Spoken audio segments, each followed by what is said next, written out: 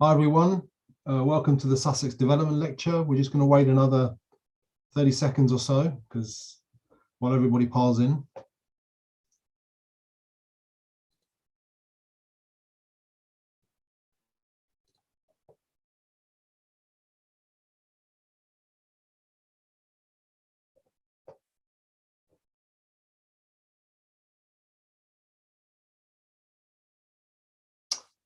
Okay, so welcome everyone to the Sussex Development Lecture. My name is Matias Ramirez. I'm senior lecturer in SPRU at the University of Sussex, and I'd like to welcome you all to this Sussex Development Lecture. I think it's the second one in this series.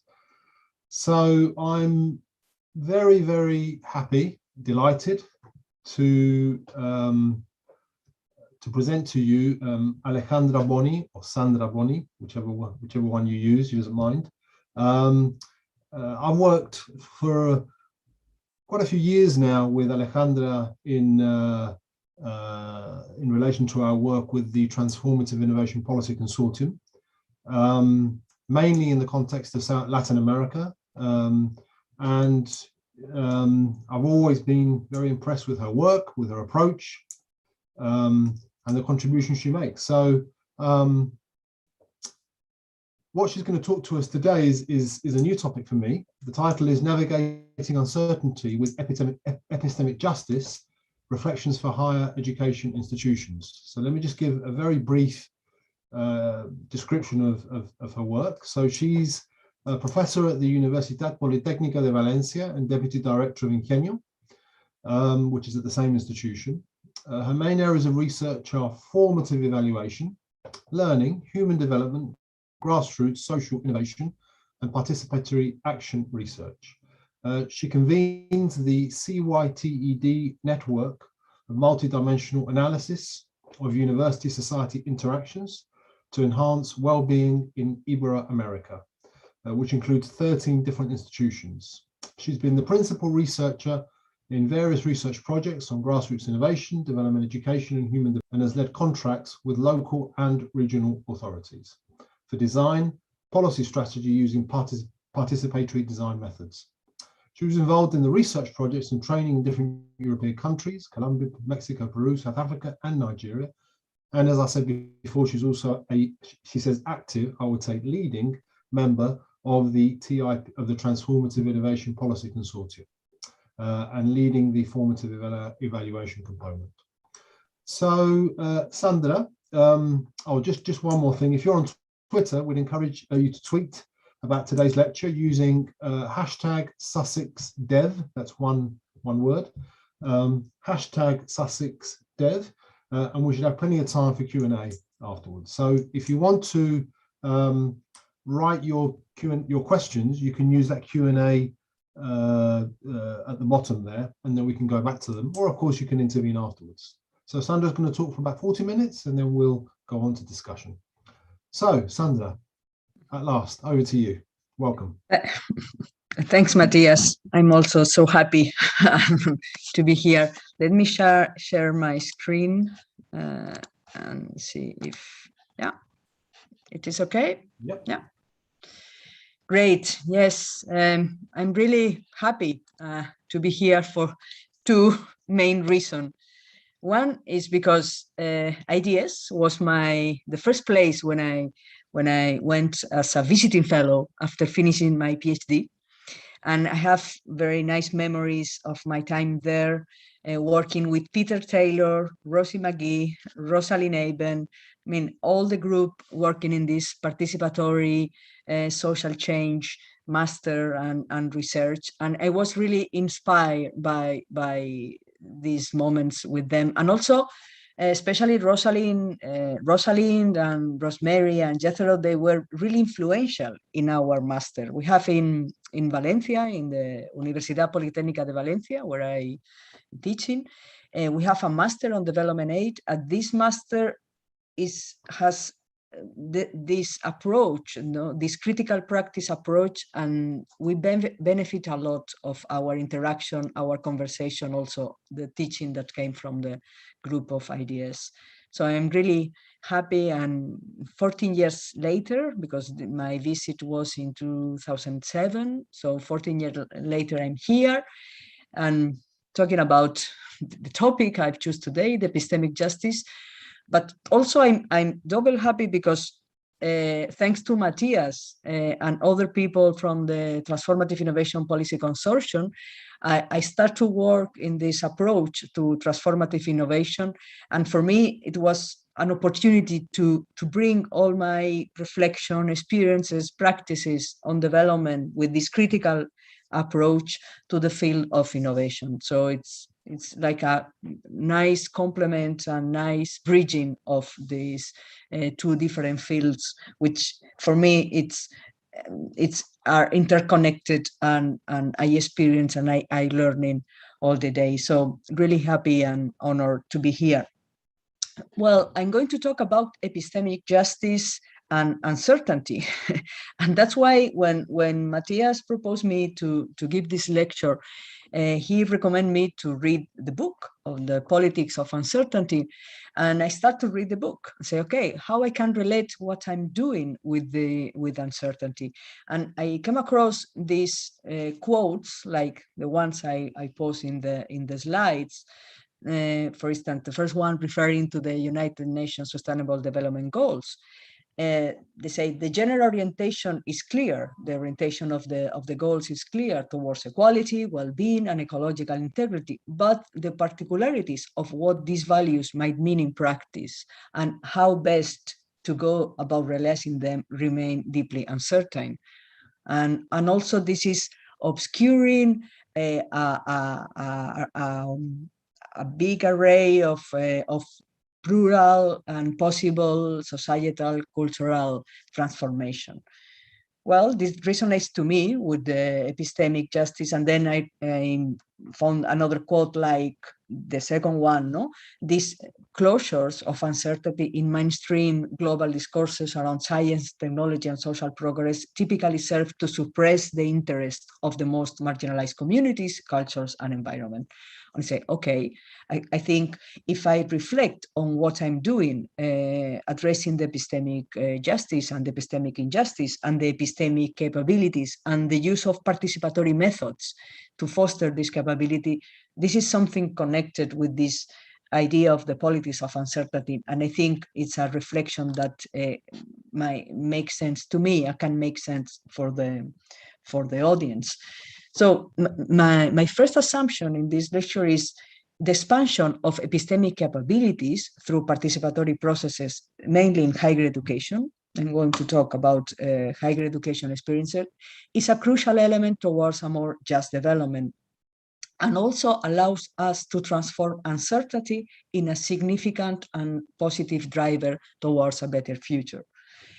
But at the same time, and also was in my dialogue with the book, in these processes of expansion of epistemic capability, how does uncertainty affect?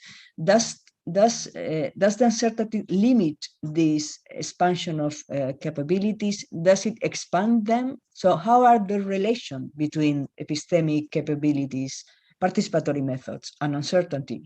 And another meaningful quote for me was this one from the first chapter: uncertainties are not experienced in the same way by different people. Depending on one situation, uncertainties might be embraced as an opportunity or encountered as a source of dread, fear, and anxiety.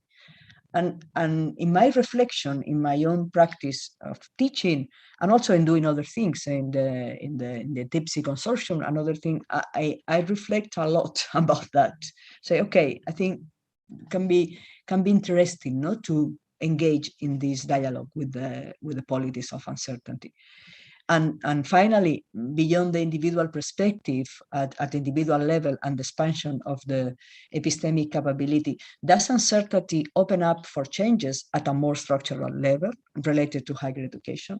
So those are the kind of questions I would like to pose to the audience and to myself. I'm going to do that based in 3 cases that are described in this book. This book is a collective book edited together with a professor, a South African professor, Melanie Walker.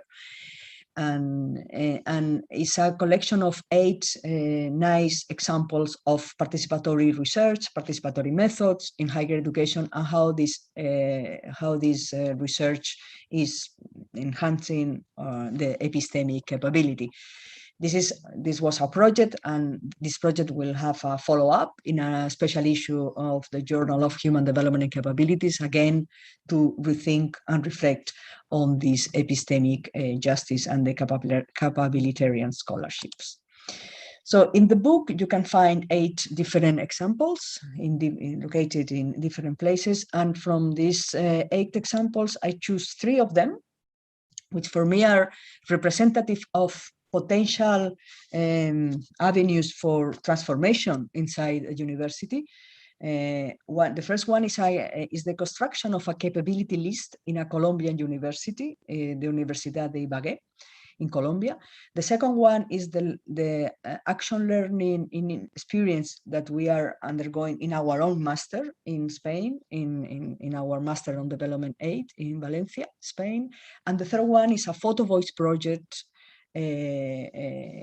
developed in South Africa by this group of people in the University of Free State in Bloemfontein in South Africa. So I'm going to, well, first I have to just to refer to the understanding that I'm going to follow about epistemic injustice and epistemic justice and the epistemic capability, which are elements of my own of the description of the 3 projects. About epistemic injustice, we follow Miranda Fricker's definition of epistemic injustice, and she differentiates between 2 different kinds of epistemic injustice. The first one is the testimonial injustice, and it occurs when a hearer gives a reduced level of credibility to what someone says due to prejudice against the speaker, for example, due to status, inequality, age, race, class, gender, whatever. And they might regard them as incompetent, stupid, dishonest, etc. So this is the testimonial injustice, and it is more individual. It takes an individual form, and it is relational, it's transactional. And this testimonial injustice can become systemic, no? And can be embedded in the social structure. So in this sense, we call hermeneutical injustice, no? Which is more systemic and is more embedded in the structure. And an example is the everyday racism, no? That Essetz is pointing out. So 2 kind of epistemic injustice, testimonial and hermeneutical one. The first one, the testimonial, more at an individual level, and the hermeneutical one more at a systemic and structural level. And about the epistemic capability, or this epistemic contribution capability, also Miranda Fricker, she says she proposed to address these epistemic injustices drawing on the languages of capabilities. And she argues that being able to contribute epistemic material is fundamental to human well-being, is one of the most basic human needs. And this contribution could be the production of materials like production of information, like information, evidence, hypothesis, argumentation, etc., and also interpretive materials, which are more concept, alternative interpretation, and other relevant critical materials. And she proposed the idea of the epistemic contribution capability, no? Which requires a comprehensive notion of the person as both a receiver and a giver in epistemically hospital situation of mutual esteem and friendly trust.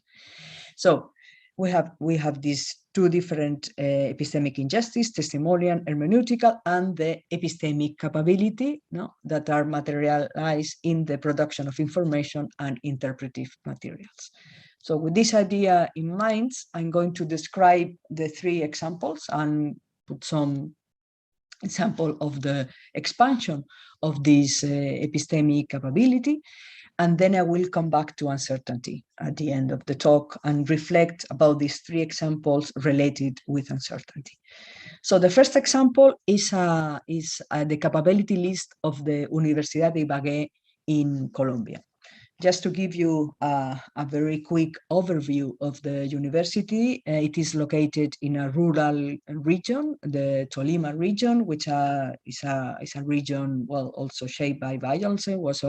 In this region, one of the main guerrillas in Colombia was born. This is la Universidad de Iba, University of Iba is a private university which mainly has low income and students, but it's a university that since the beginning was shaped by strong and rooted ethical and moral principles, has a humanistic vision, and also is committed to the social, cultural, and economic regional development. So that's the characteristic of this university in Ibagué.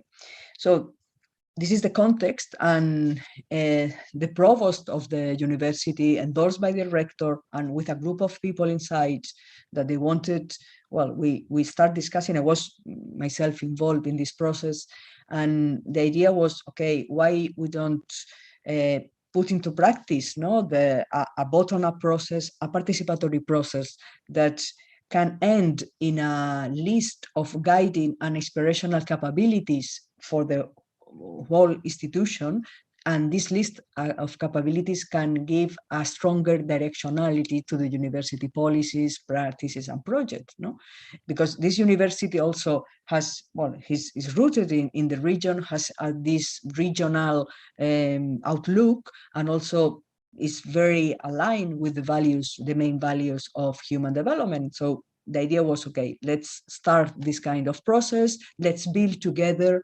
this list of capabilities for the institution from a bottom-up process that can contribute as well to the expansion of epistemic capability in each of every participant of the process. And we start in May 2009, and with the phase 1. And in this phase 1, 124 participants took part in the different moments of the process, and there were people from inside the institution, were staff, students, technical faculties, people with responsibilities in managing the university, but also outside the university, social organizations, companies, etc. So we start with the first phase about we call Horizon, and then we work with people, with speeches, narratives, also institutional documents. Then we have a second phase. Well, in the first phase, we elaborate the first draft of the list of capabilities. In the second phase, we verify the list of capabilities and detect some enablers and barriers, etc. And we arrive until phase 2, because the phase 3 never took place. And then later on, I'm going to refer to this why the process ended in that way. Here you have some examples of the participatory methods used along the process: a collage, a butterfly, silhouette, so transpersonal methods as well to enhance reflexivity and bring people together. And what we can say in having done some interviews and also from participant observation, that in this phase 1 moment, and also in the phase 2, when they discuss and they make some they verify the previous list of capabilities, but also they propose a new capability. So in both in phase 1 and phase 2, the epistemic capability were expanded among all the participants. And this is the final list.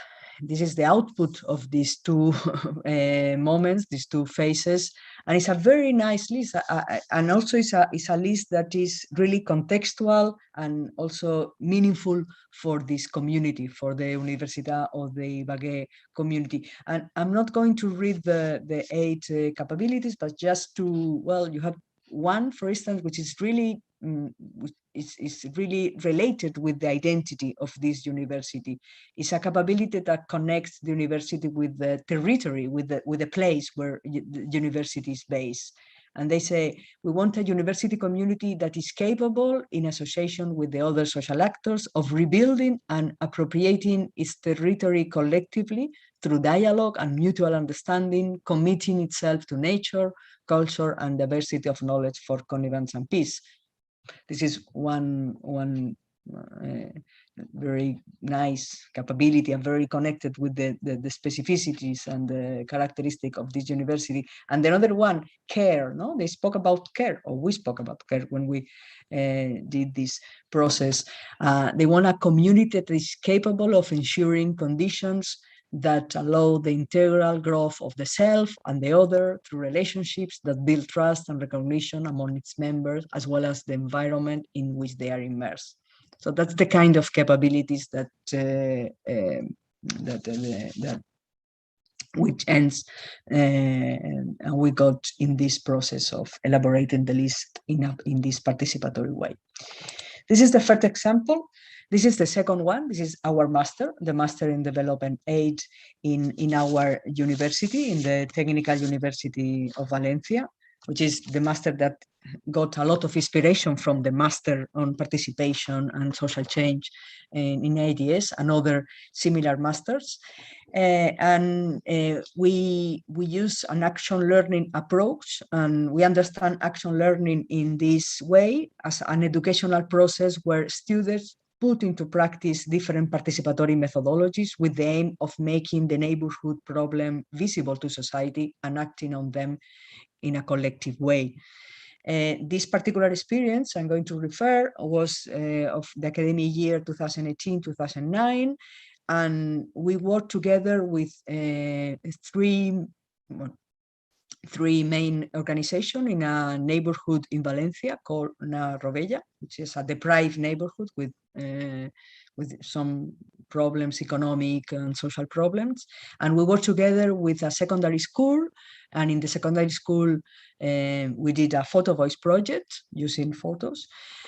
Also, we worked with a popular university in the neighborhood. A popular university is a place where mature students, all students come then and they learn English, computers, arts, poetry, so this kind of teaching, and it's more a space for them to relate to each other and have, well, and use a time in their day in this way of making connection, reflect. So it's a social environment as well as a teaching also environment. And the third organization was Taleya Youth Center. Youth Center is a center working with immigrants. So our students during 2 weeks, they did this action learning experience. They facilitate the participatory methodology. They work with this organization. They co-design together. They produce different materials. And at the end, they had like an exhibition at the end of the process in the neighborhoods together with the local people. What is nice from this example, apart from the initiative in itself, is the way in which the authors, I'm part of this group, but I'm not part of this specific chapter, but I like a lot how they frame what we do in this action learning experience. They use Paulo Freire inspiration and the ideas of liberation, and they frame the epistemic capability following the epistemic liberation of Paulo Freire, no? And they said in a participatory process like the action learning, you can enhance the capability to be as the opportunity to recognize yourself as a being with experiences, knowledge, abilities to do, to learn, to transform, Also the capability to do as the opportunity to participate in knowledge co-production processes and communicate knowledge and experiences, and the capability to learn as the opportunity to participate actively in the learning process. These three capabilities together makes the capability to transform, no? Altogether, no? Is the capability to transform the environment and transform them, transform the situation. The four capabilities are multidimensional and intersect. And as a result of the action learning experience in these 2 weeks, they detect, you doing interviews and also participant observation, that there is an enhance of capability to be at the beginning and during the process, to do, also because they learn different methodology and they apply this different methodology and skills to learn, and also at the end to transform. So this is the second experience of our master. And the third one is a Photovoice project in South Africa, in Bloemfontein.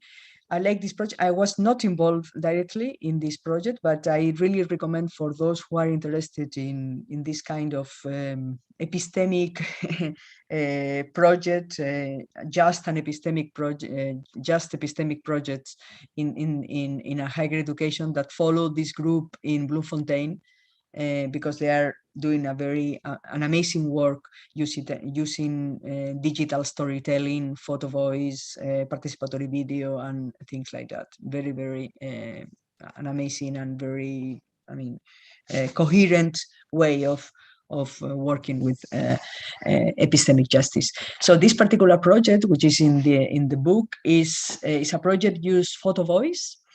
That is a process of visual and oral storytelling. So the participants were able to document aspects of their lives on their own terms. The theme selected was student stories on exclusion and inclusion at university. They worked with 19 students from low-income backgrounds.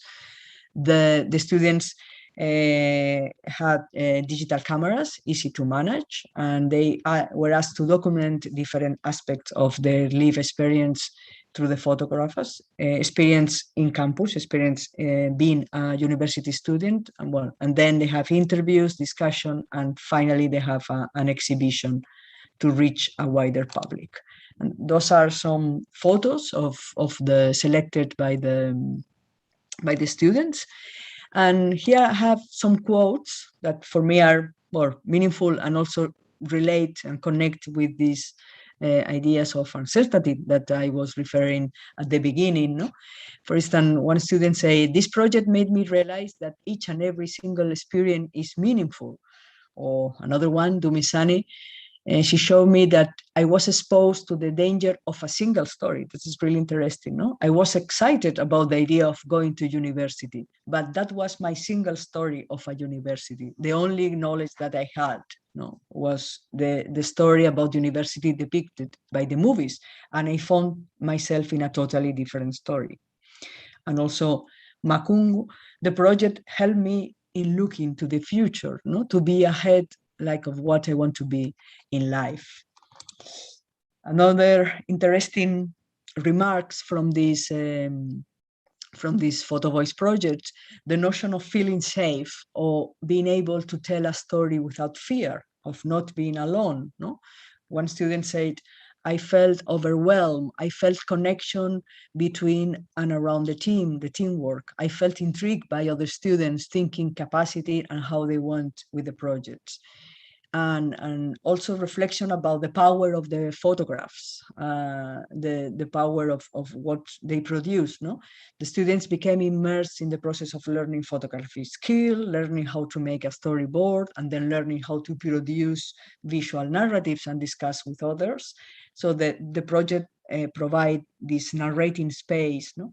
And one of the students say, "I learned that a photo can tell me many stories on how you want to interpret it. I believe photos play a role in our lives as they tell our life stories or tales."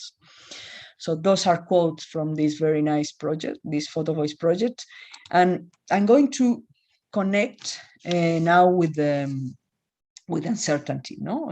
Just rethinking of what my own reflection about the book and how the politics of uncertainty, what the politics of uncertainty is proposing to us.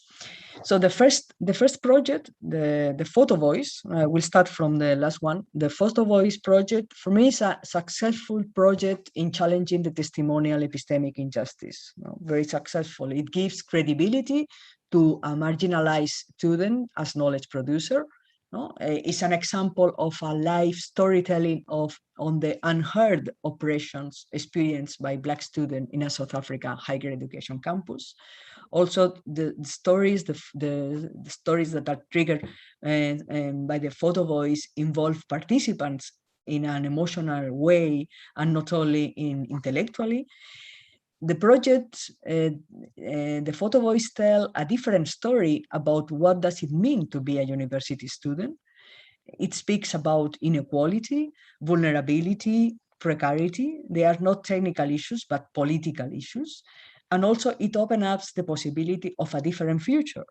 And uncertainty, to me, here is a positive driver in this Photovoice project. Open up the possibility of new narrative, tell a different story, trigger emotions, give credibility to these marginalized students, etc. But this project has a limitation, has many other projects of this kind, and this is a limitation acknowledged by the author of the chapter.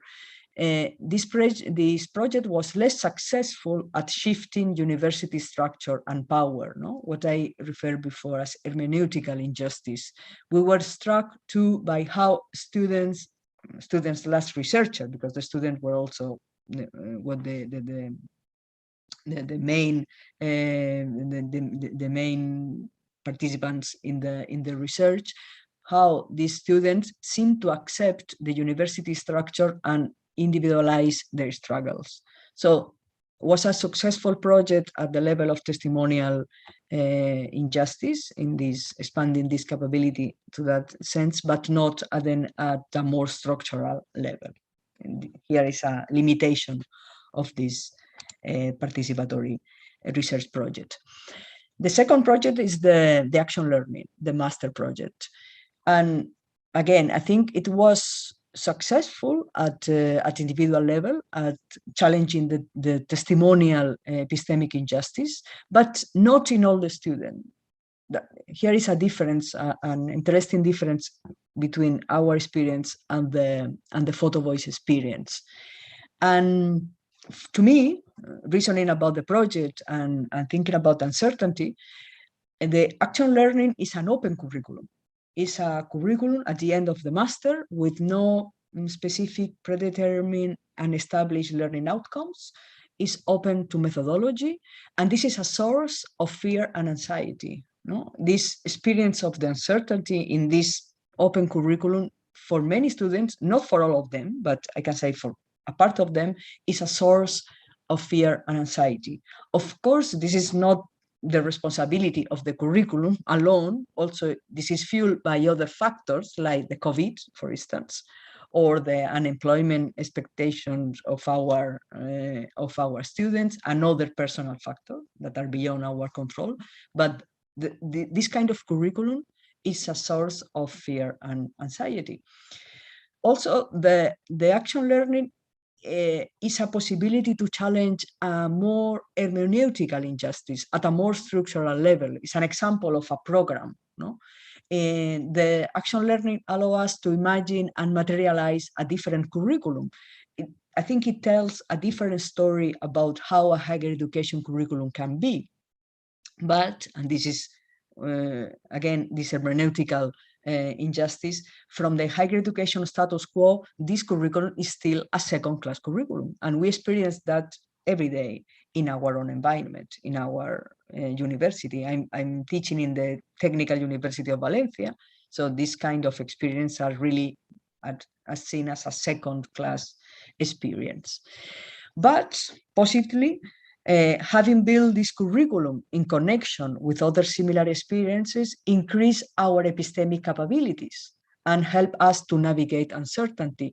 So for me, the master is a nice example of a collective action. As I said before, I got inspiration from the master in development, in participation, power, and social change at ADS. People from the master came to Valencia. Also, we exchange experience with other people in other groups in Latin America. And also the UCL master in development planning unit was a source of inspiration. So working in networks, the idea of coming together, sharing our experience, it also was a positive driver, no, and a way of face this uncertainty and be more convinced about the importance and the relevance of having a curriculum like that in our university, even if the structure, no, if we experience these structural barriers in our university.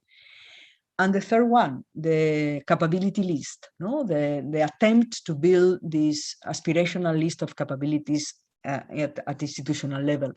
For me, and for the other author of the chapter, Diana Velasco, it is an example of an alternative policy approach. It was based on deliberation, on negotiation of diverse outcomes, like the list of capability, different outcomes, no? From the typical managerial outcomes that you can find in a university. Also, it was an example of an inclusive engagement across diverse knowledges and experiences. But at the end, no, this proposal clashed with a controlling and managerial understanding approach to university policy. At the end, the governing board of the university, which is above the rector and the provost and all the other people, no, that were part of this process, they decide to interrupt dramatically the process. So that reminds me of another quote of the book, no? The incumbent power of profession and their institution soon reinstate the status quo. And this is an example of how this operates in reality. And also it's an expression of a contending vision of what a higher education institution must be. And this is part of the ambiguous character of uncertainty. Again, there are ongoing disputes about possible outcomes between different groups reflecting contending social and political roles. And this is an example of that. And finally, just to finish my intervention, a few remarks about the epistemic capability and the uncertainty.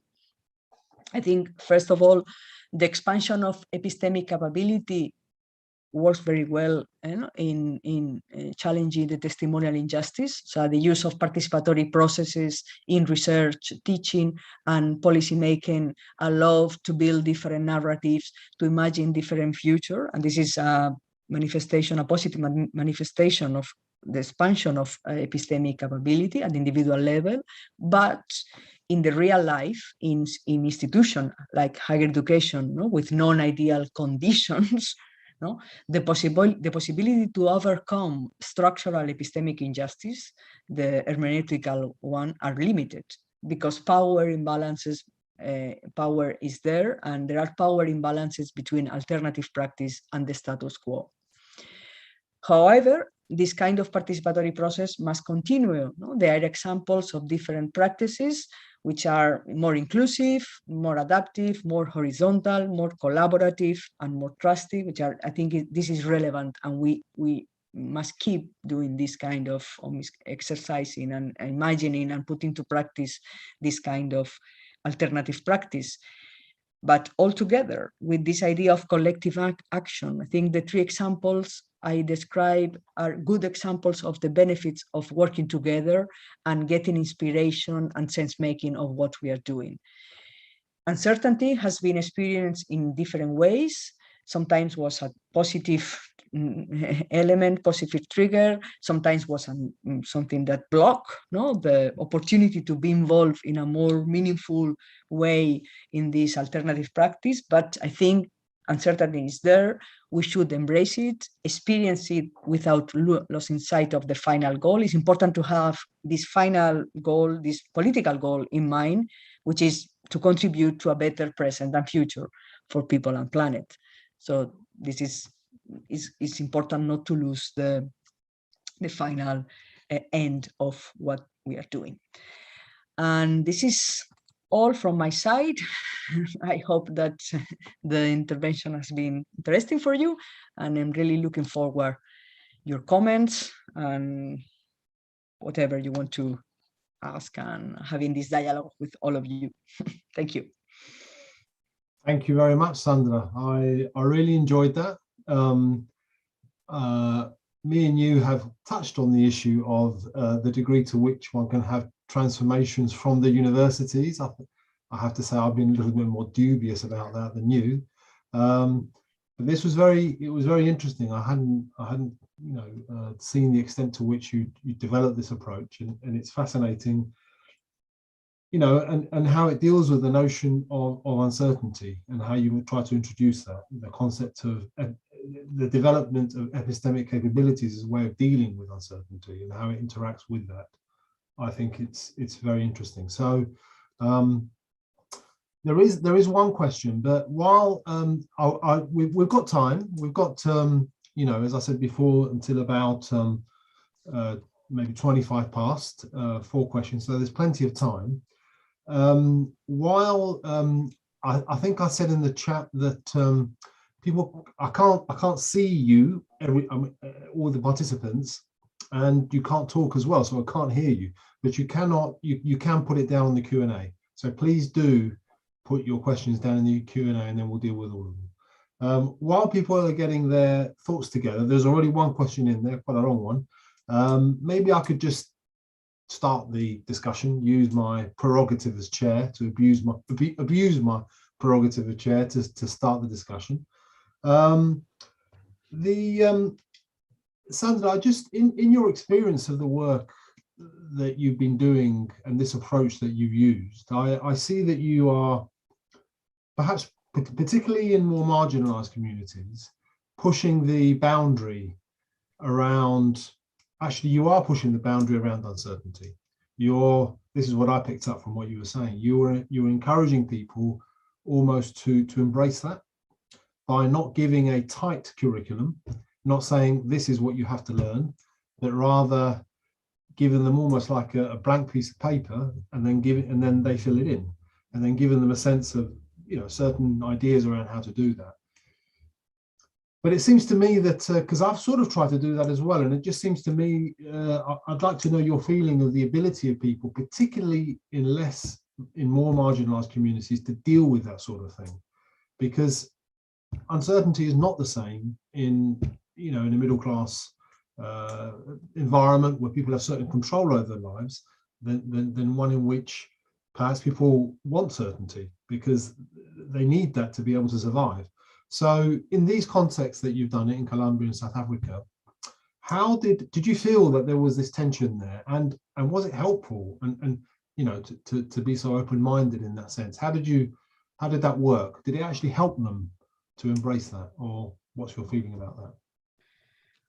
I have the experience of working in Nigeria, for instance, to develop a project of using participatory video. So we can talk about that as well. It's not a formal curriculum, but it's an experience of people working in slums in Nigeria and developing all together participatory videos, to talk about their experience. And they were really, they engage a lot. So they want to tell their stories.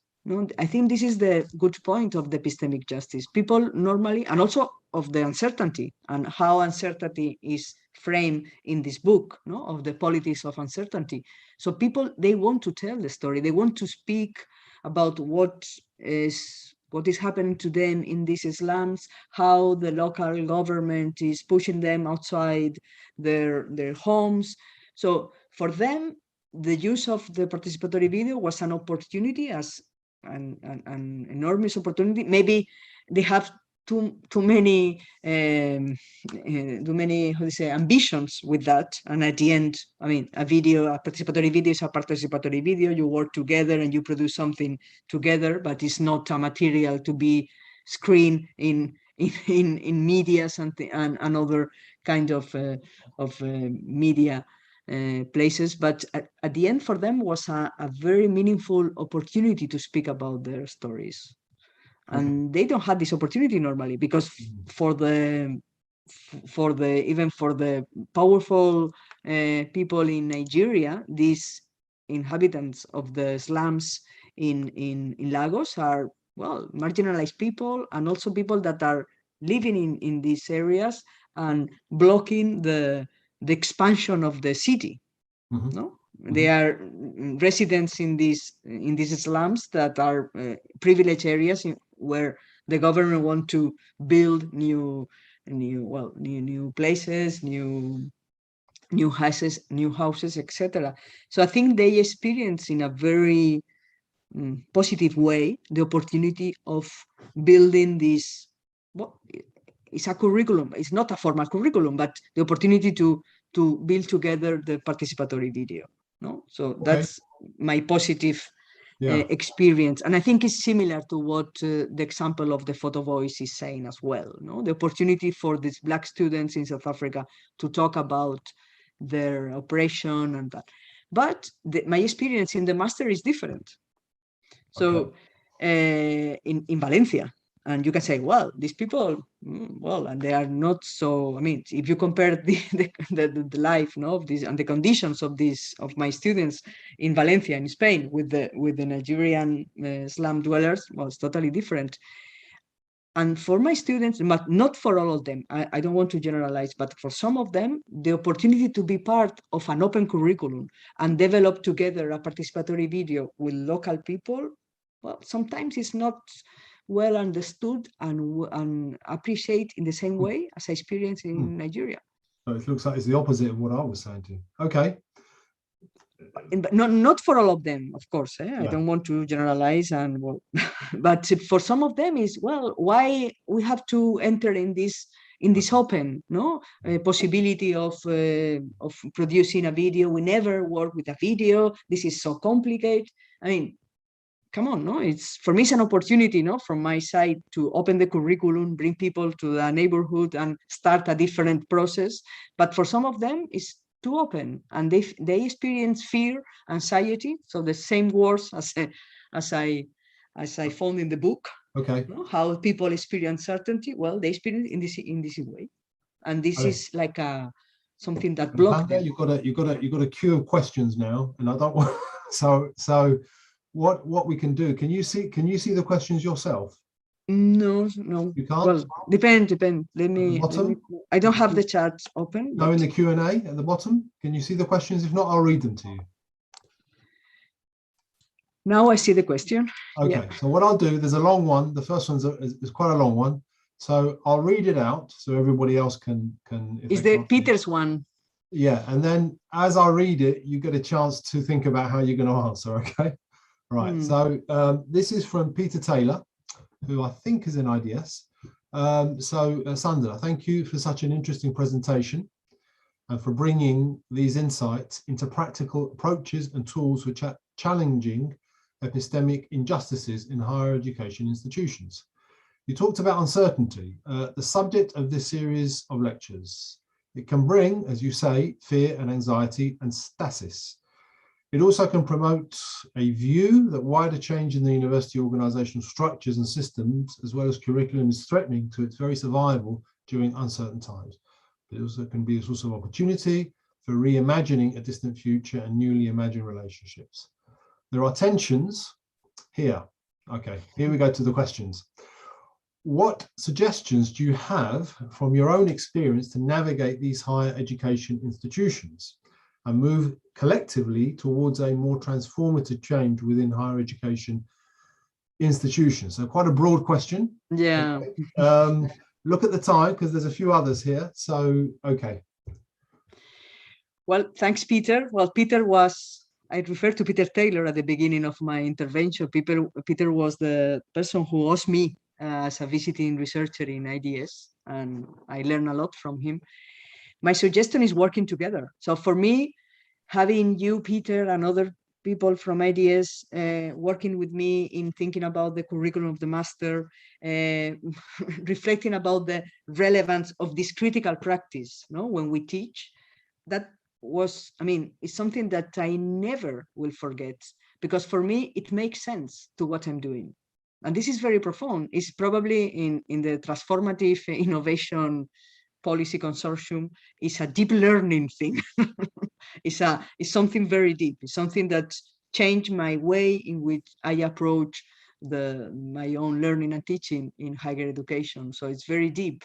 So working together, being contact, sharing experience is, I think, one of my recommendation, and I still practice and I'm still doing this kind of thing, having reflective moments all together to reflect on our tensions, our imbalances, and the power structure again is another recommendation.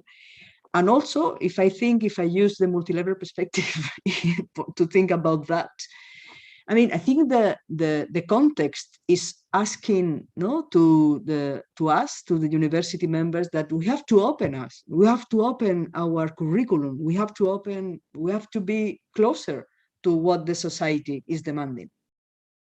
I think in Spain, the COVID, the pandemic has been like a shock, to many of us, but to university as well. You cannot be self-referential. You have to look at the society and what the society is demanding. So I think it's important to reflect on that, to what the societal challenges and what the landscape is saying to us, and try to find solutions and to work towards a more open and more connected with society institution, both in teaching and also in researching, and doing it collectively. So I think it's important to keep our networks and work together.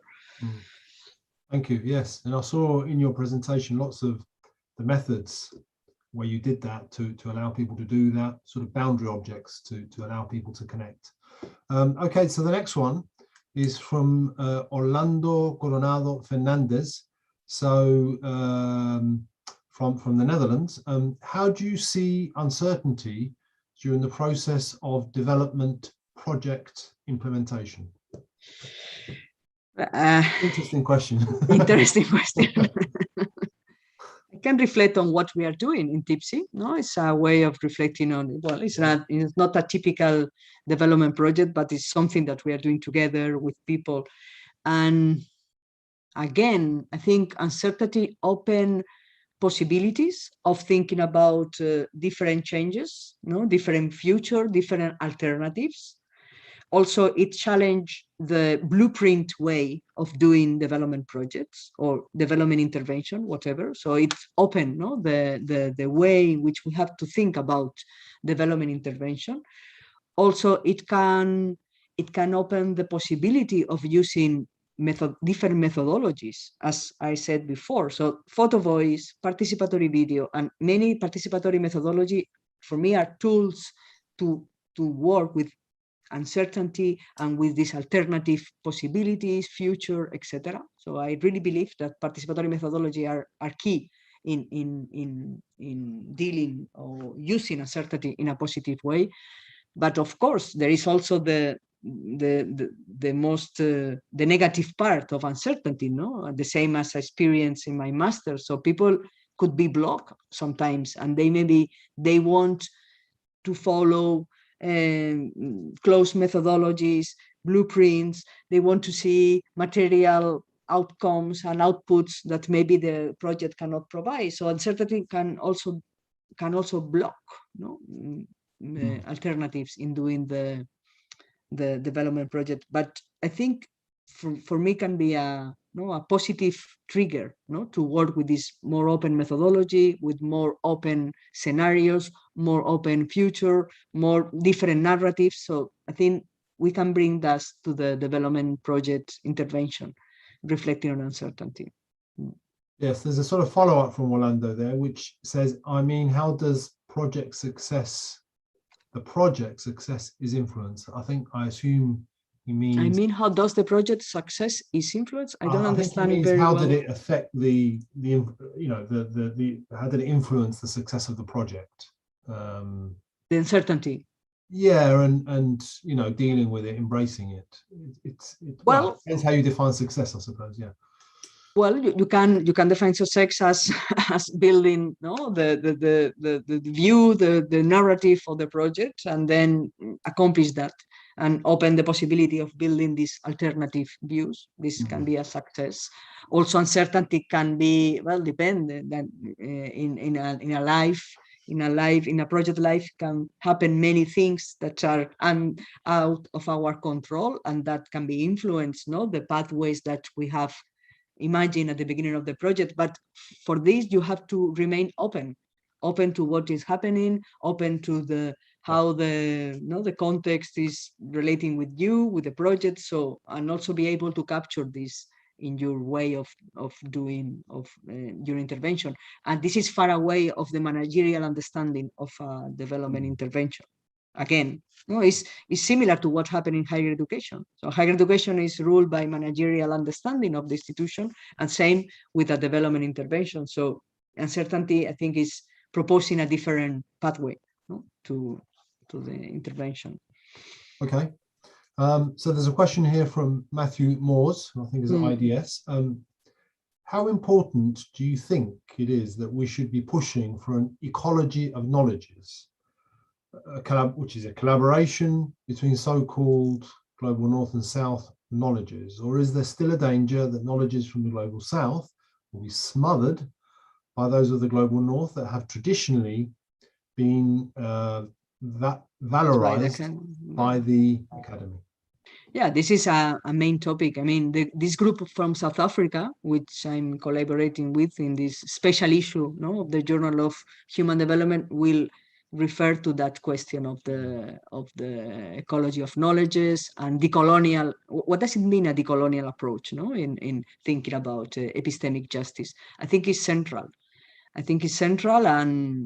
And people from the global south, they suffer this, and I have conversation with researcher in South Africa that really, when they went to conferences in Europe, and they feel really, they felt like a second-class citizen or second-class knowledge producer compared to the colleagues in Europe or in the United States, and this is happening. So we have to be aware of that, and I think the epistemic justice is a way of challenging that. Epistemic justice, it says that we can be knowledge producers. All of us can be relevant knowledge producers, and our knowledge must be in dialogue with other knowledges. So that's the proposition of the ecology of knowledges. So it's really, for me, it's a very relevant issue. And when I use these participatory methodologies, when I try to do with my own limitation, is producing a space where the ecology of knowledges can be real, can materialize. When you use a Photovoice, or when you use a participatory video and this kind of participatory processes, you able people with different skills, with different backgrounds, with different academic status to be knowledge producers. And this is, for me, is a real practice of an ecology of knowledge. I think, Matias, is a very important thing to reflect in our own work in TIPSI. Knowledge, different people's knowledge is valuable, is as valuable. And it's an important issue to reflect among us. Absolutely, yeah. Okay, let's move on to another one now. So this is from Maru Mormina. It seems to me that capability expansion, including epistemic capabilities, in order to redress epistemic injustices, calls for change in the status quo. Your examples show that challenges to the status quo is a source of uncertainty. In brackets, philosophers call it the status quo bias, or the tendency to preserve the status quo. Yeah, close brackets. Change, therefore, is difficult to enact when uncertainty creates or increases institutional or political inertia. I think we all face that. We see this in the push to return to business as usual after COVID-19. Okay, and then the question afterwards is how to overcome this inertia. Lots of big questions for you, Sandra. Yeah, I mean, there's a pushback, isn't there, when you push for the pushed to let the uncertainty out, and people embrace that, and then you get a pushback for maintaining the status quo. So how do you deal with that? How do you work with that? Can you overcome it beyond the individual level? I think the is still doing this practice. So this is something that can happen, and the example of the University of Iba, I think, is an example of how the status quo, the power imbalances can operate, no, in an institution and can block a process like that. So this is there, but I think we still keep doing. There is no other, maybe working more collectively. That's, for me, it's working more together. This is an important thing, and to be clear about our final goal, our political goal at the end. I think this is important, no? Because if not, if you are isolated, it's difficult to overcome these things. So it's important to create these networks and to reflect all together. And yes, I can see the COVID is producing this kind of effects, no? The return as business as usual, but also I see the COVID is producing other effects, more positive ones. So it's not, maybe we had big expectation about the changes that the COVID could undergo, but also the COVID is producing, well, for what I said before, no, about the importance for us living in the academia to reflect on our own position in society and in our own contribution to the society. This is something that COVID brought to university. I don't know in your context, but in Spain, I think was really, when COVID happened, many people inside the university start to produce things and to work together and find solutions. So there was like a movement of, we have to connect with what is happening at the moment and produce things and be proactive in doing things. And something of that remains. I think this is a positive effect of COVID as well. Can I just do a follow-up? I mean, you say sort of the answer is, or not the answer, but one answer is to ensure that we work together and be collaborative and so on.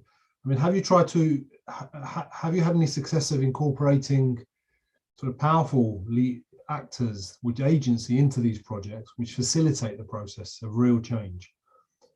You mean in the higher education projects? Yeah, the three that you mentioned, or any others, and maybe, and has that sort of opened up more doors? Because it's always going to be difficult in a, you know, let's say the case of Iba, it's very traditional, very static in many ways, certain structures, and the higher up you go.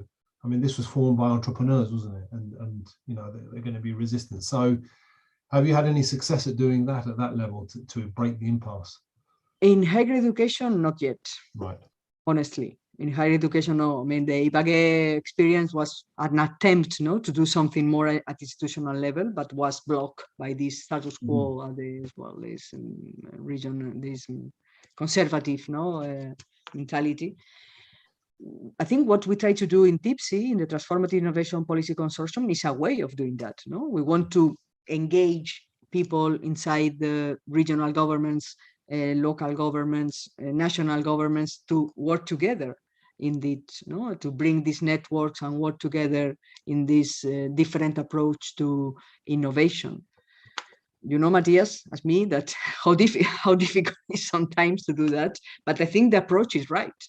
So we need to try to, I mean, this participatory process are very nice experience at individual level and very meaningful, but also we have to try to scale up this, no, and try to connect and try to provoke changes at a more structural level. I think this is and reflection something at a high level. Yeah. Okay. Yeah. But again, the COVID as also a possibility to do that, something that opened. I think the COVID had opened some possibilities in doing that, make us more aware of the effects of a global pandemic like that, and the importance of work more together in a collective way and face the societal challenges and problems. I think the COVID has this positive effect, although all the bad experience and what does it mean, no, to a pandemic like that. I would like to think about in that way. Okay, we've got another question there, which it's the final question here, which is from John Gaventa. I'll just read it. Hi, you and we have been at this for many years. Okay, so you obviously know each other.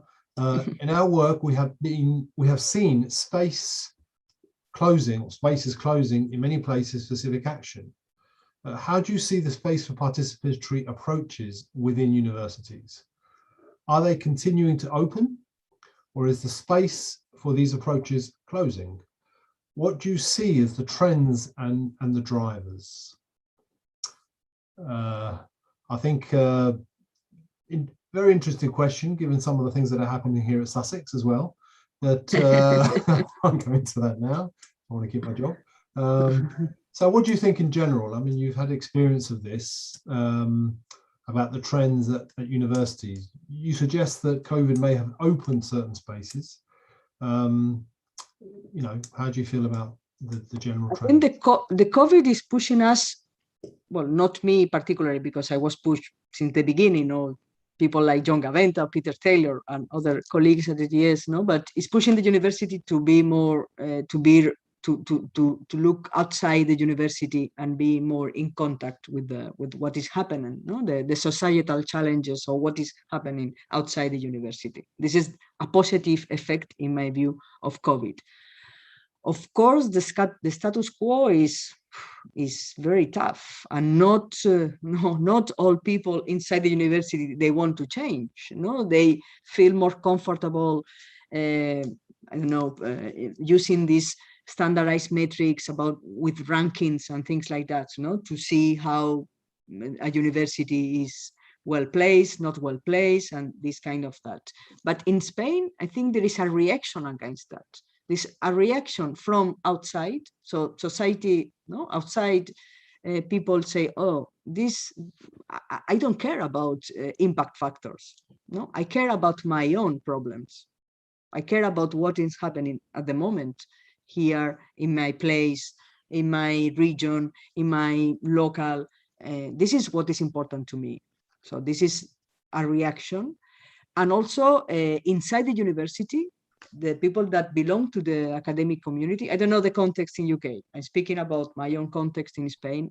Each and every person I speak is very fed up about these ranking things, these publishing issues. So it makes no sense, no, for many of us to follow the inertia of the rankings of this kind of ways of rewarding, no, what is a good university. Of course, this is, well, you have young scholars that are really pressed to publish, so they also they tend to follow this path, no, because their own promotion and their own life, academic life, depend on this publication, and this is tough for them. But for us, for people like me or like you or like the others that are intervening in the chat, I think we have a responsibility of pushing, of changing, no, this inertia inside the university and looking outside.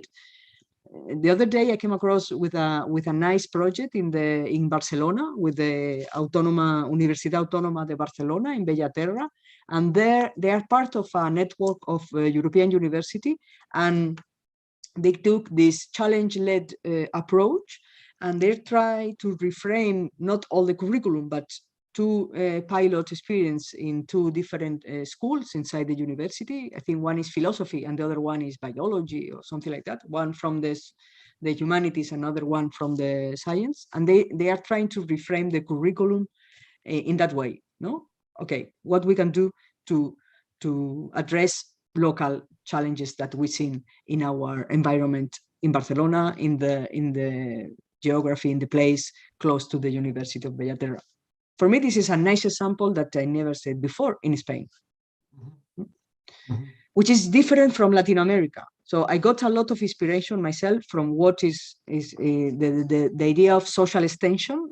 No, and I don't know in English if it's social engagement, social extension. So the way in which the many Latin American universities seen the the context and how they engage with the context in a different way that how we do in Europe and in Spain. So in Latin America, they have this tradition of social engagement, which we don't have in Europe, or at least in Spain. But this example from Barcelona, I think it's nice. It's okay, something is changing, no? This group of people endorsed by the rector, the vice rector, so it's not only 2 or 3 crazy lecturers and teachers that are thinking to open the curriculum in that way, but it's something more institutional, and they are trying to pilot, this challenge-led approach to teaching and learning, and also researching into experimental schools in the university. So it's a positive trend in my view.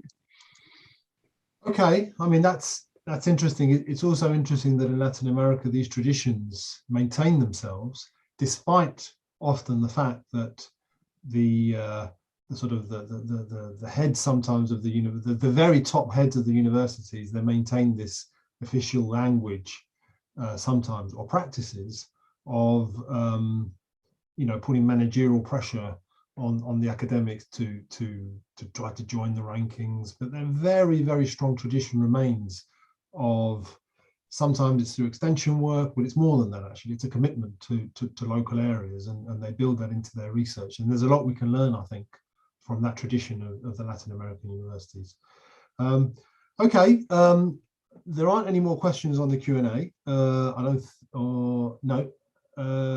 Yeah, just a couple of comments. Maru, Judith Schutz have written a lot about social. Totally agree. Yes, of course. I think a lot of us know that. We know her, and we follow her. Yeah, her and Adolfena as well. And so, well, I'd like to thank you, Alejandra. This is a new area for me, certainly, maybe not for others, but perhaps for others. And I've learned a lot, particularly I think about how to, in the context of my experience, of how to perhaps incorporate also even people where there are people who have more agency or have a little bit more power and who are open to this, how they can be part of the process as well, which I think, we have to think more about that, perhaps, not just assume that just because they give a thumbs up, that's enough. They have to have a method by which they can learn and help the processes along. Otherwise, it's actually very difficult. It's almost like breaking free of the lock-in. And I think clearer methods to do that will be very, very useful. So I think that's very useful, and I look forward to carry on talking with you about that. So thank you everybody for coming. I want to just give you an announcement that the next Sussex Development Lecture on the 11th of November will be with Professor Maria Doon and Dr. Sarah Humphreys from the University of Sussex on disrupting conceptual certainties, reconsidering children's work and schooling. Okay, so that's on the 11th of November. And I think with that, we'll probably finish this lecture. You can follow all this on YouTube, and you can get the links from the IDEUS website. So please share this with your colleagues who perhaps couldn't attend this evening. So thank you very much. I think it's been a great session. I've enjoyed it. I hope you all have. And see you next time. Thank you. Thank you, Matias, Peter, John, all my best to you. Okay.